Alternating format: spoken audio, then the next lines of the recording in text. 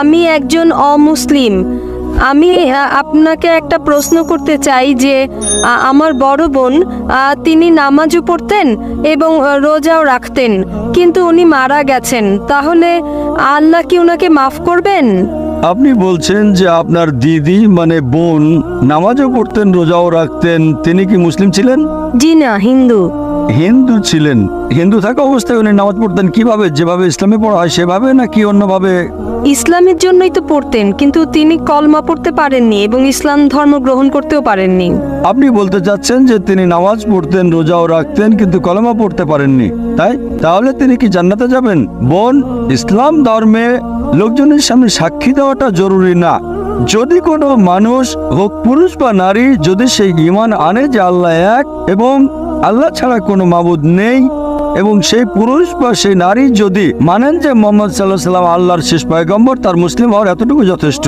যেভাবে হিন্দু ধর্মে সুতা বাঁধা বা গঙ্গা জলে ডুব দেওয়া আছে বা খ্রিস্টান ধর্মের নিয়ম আছে, সেরকম কোনো নিয়ম ইসলাম ধর্মে নেই। এটা স্বয়ং সেই ব্যক্তি এবং আল্লাহর মধ্যে সীমাবদ্ধ। তার জন্য মানুষের সামনে স্বীকার করাটা জরুরি নয়। যদি তিনি ভয় পান যে মানুষ যদি জানে তিনি মুসলিম হয়েছেন তাহলে তার জীবন হুমকির মধ্যে পড়বে, তাহলে তিনি যদি বিষয়টা লুকিয়ে রাখেন, মানুষের সামনে প্রকাশ না করেন, তারপরেও তিনি মুসলিম, যেহেতু আপনি জানতেন যে তিনি নামাজ পড়তেন, তাই আমার মনে হচ্ছে সম্ভবত তিনি মুসলিম ছিলেন এবং আপনাকে এটা বলেননি যে তিনি বিশ্বাস করতেন আল্লাহ এক, তিনি ছাড়া আর কোনো মাবুদ নেই, এবং মুহাম্মদ সাল্লাল্লাহু আলাইহি ওয়াসাল্লামকে বিশ্বাস করতেন আর নামাজ পড়তেন, রোজা রাখতেন। তাই আমার মনে হচ্ছে যদি তিনি বিশ্বাস করে থাকেন আল্লাহ এক, আল্লাহ ছাড়া আর কোনো মাবুদ নেই এবং মুহাম্মদ সাল্লাল্লাহু আলাইহি ওয়াসাল্লাম তার শেষ পয়গম্বর, তাহলে ইনশাল্লাহ আমার মনে হয় তিনি মুসলিম ছিলেন এবং ইনশাল্লাহ আল্লাহ তাআলা তাকে জান্নাত দান করবেন। হতে পারে তিনি আপনাকে বলেননি। যদি তিনি বিশ্বাস না রাখেন যে আল্লাহ এক, আল্লাহ ছাড়া আর কোনো মাবুদ নেই, মূর্তি পূজাও করতেন এবং তার সাথে নামাজও পড়তেন, তাহলে আল্লাহ তাআলা শিরককারীকে কখনো মাফ করবেন না। পবিত্র কোরআনে লেখা আছে সূরা নিসা সূরা নম্বর 4 আয়াত নম্বর 48 এবং সূরা নিসা সূরা নম্বর 4 আয়াত 116, মহান আল্লাহ তাআলা চাইলে সমস্ত গুনাহ ক্ষমা করে দিবেন, কিন্তু শিরক করার গুনাহ কখনো ক্ষমা করবেন না।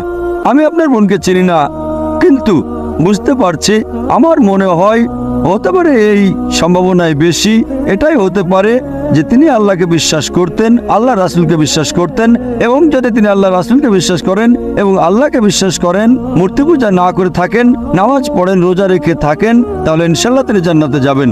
বোন, আপনাকে প্রশ্ন করতে চাই, আপনি কি বিশ্বাস করেন আল্লাহ এক? জি করি। এক খোদা বিশ্বাস করেন? জি করি। আপনি কি মূর্তি পূজা করেন? জি না। আপনি মূর্তি পূজায় বিশ্বাস করেন না? জি না। আপনি বিশ্বাস করেন মোহাম্মদ সাল্লাল্লাহু আলাইহি ওয়াসাল্লামের শেষ পয়গম্বর? জি বিশ্বাস করি। তাহলে কি আপনি মুসলিম হতে চান? জি, ইসলাম কবুল করতে চাই। মাশাআল্লাহ। আমি আপনার কাছে জানতে চাই, ইসলাম ধর্ম গ্রহণ করার জন্য কেউ কি আপনার সাথে জোর জবরদস্তি করেছে? জি না, আমি স্বেচ্ছায় এ কাজ করতে চাই। চান চিন্তা ভাবনা থেকে? হ্যাঁ, কোনো চাই। প্রভাব? না। অর্থের প্রভাব? না। কোনো প্রেসার? জি না। স্বেচ্ছায় করতে চান? জি। সাবালিকা? জি। ইনশাআল্লাহ ধর্মান্তরিত স্বেচ্ছায় হলে কেউ আপনাকে বাধা দিতে পারবে না। ইনশাআল্লাহ আমি আরবিতে বলছি, আমার সাথে আপনিও বলেন। আশহাদু আশহাদু আল্লাহ আল্লাহ ইলাহা ইলাহা ইল্লাল্লাহ ইল্লাল্লাহ ওয়া আশহাদু আশহাদু আন্না আন্না মুহাম্মাদান মুহাম্মাদান আবদুহু আবদুহু ওয়া রাসূলুহু। রাসূলুহু। আমি সাক্ষ্য দিচ্ছি আমি সাক্ষ্য দিচ্ছি যে আল্লাহ ছাড়া যে আল্লাহ ছাড়া আর কোনো মাবুদ নেই আর কোনো মাবুদ নেই এবং মুহাম্মদ সাল্লাল্লাহু আলাইহি ওয়াসাল্লাম সাল্লাল্লাহু আলাইহি ওয়াসাল্লাম বান্দা তার বান্দা পয়গম্বর এবং শেষ পয়গম্বর। আপনি মুসলিম হয়ে গেছেন এবং আমি আল্লাহ তাআলার কাছে দোয়া করছি তিনি যেন আপনাকে উত্তম জীবন দান করেন এই পৃথিবীতে এবং পরকালে, এবং আপনি যেন জান্নাত লাভ করেন। হতে পারে জান্নাতে আপনার বোনের সাথে আপনার দেখা হয়ে যাবে ইনশাআল্লাহ।